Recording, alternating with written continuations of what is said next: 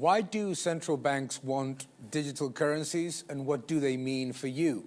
If we think about the monetary system right now, when central banks implement quantitative easing, for example, what they do is basically that they inject liquidity into the economy, but the increase in money supply is distributed through the banking mechanism. The transmission mechanism of monetary policy, therefore, has a number of stops, including your demand for credit, the business's demand for credit. Therefore, if the central bank implements very aggressive monetary policies and the increase in money supply is enormous, what tends to happen is that there are a number of backstops that permit a lower level of inflation. Even with such mechanism, inflation has happened all over the world. Now let's think of what a central bank digital currency does. What happens is that you would have your account directly at the central bank. And therefore, when the central bank implements monetary expansion, for example, it would immediately push that money into your account, and it would have all of the information about where you spend it on, what do you do with that money, and how much do you decide to save, how much do you decide to spend, and where.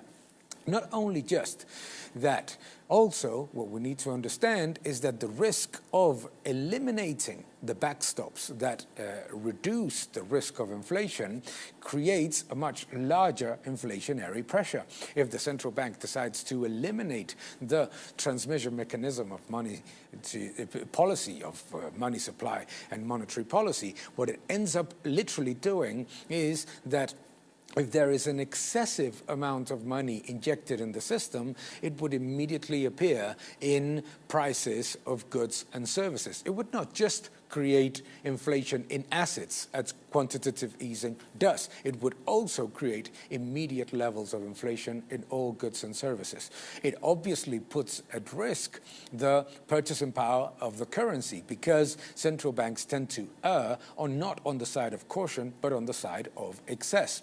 So the biggest risk of money creation is that it's never neutral. Money creation always disproportionately negatively affects savers and real wages, and disproportionately benefits the first recipients of that newly created money, which are governments and the highly indebted sectors.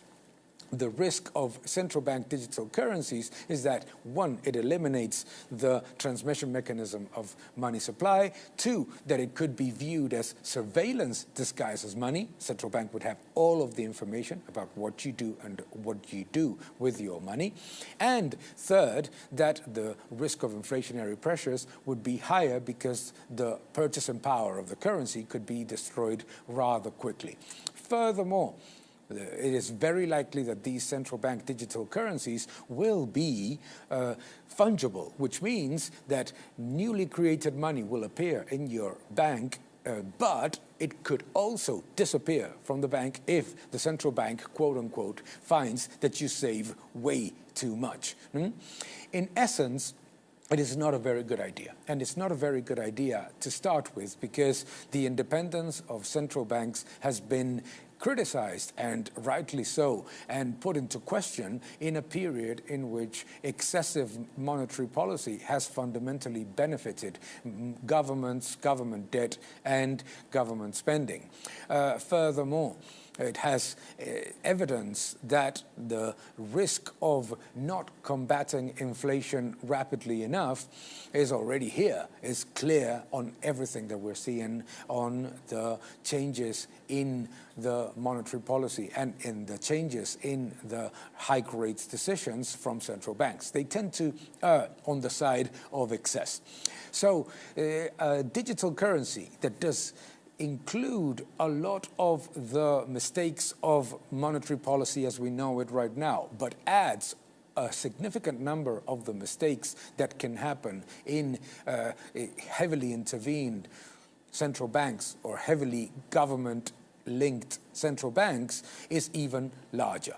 As such, we have to be at least aware of the risk of having currencies that will be surveillance disguised as money. Second, that will be heavily inflationary. And third, that it could certainly destroy the confidence in the currency in the long term. So let's pay attention to this risk because it's not small.